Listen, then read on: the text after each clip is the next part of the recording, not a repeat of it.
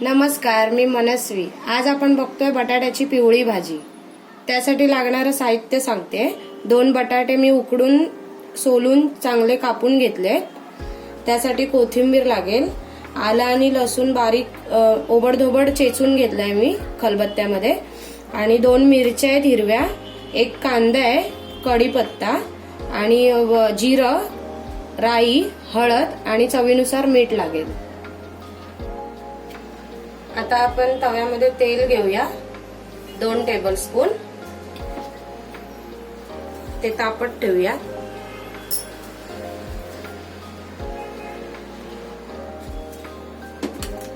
आता आपण फोडणीला कढीपत्ता घेऊया। तेल चांगलं तापलंय, राई आणि जिरं घालूया। ते थोडं तडतडलं की लसूण आणि आलं,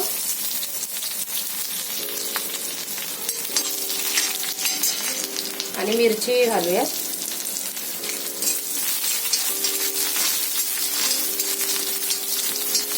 ते थोडं परतून झालं की मग कांदा घालूया। कांदा नरम होईपर्यंत त्याला परतत राहायचंय। आता कांदा चांगला परतून झालाय। आता आपण हळद घालूयात त्यात, तीही चांगली कांद्याबरोबर परतून घेऊया।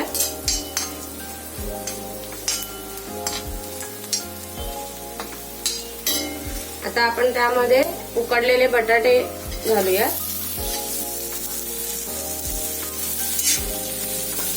आणि त्याचबरोबर आपण मीठही घालूया चवीनुसार, जेवढं लागेल तेवढं।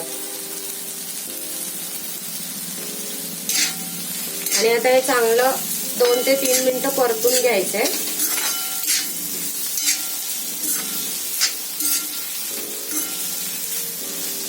तुम्हाला जर माझ्या रेसिपीज आवडत असतील तर नक्की सबस्क्राईब करा।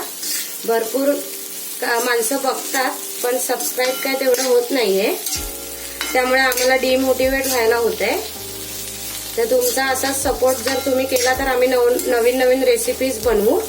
आणि माझ्या रेसिपी एकदम सोप्या असतात, जास्त साहित्य पण नसतं त्याला, त्यामुळे नक्की लक्षात ठेवा, सबस्क्राईब आणि लाईक करा।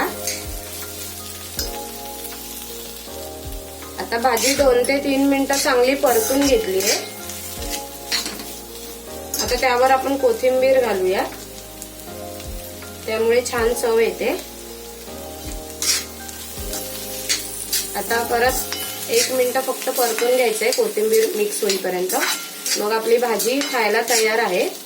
ही भाजी आपण चपाती सोबत, डोसे वगैरे याच्यासोबत पण खाऊ शकतो, आणि छान लागते चवीला। आता आपली भाजी तयार आहे।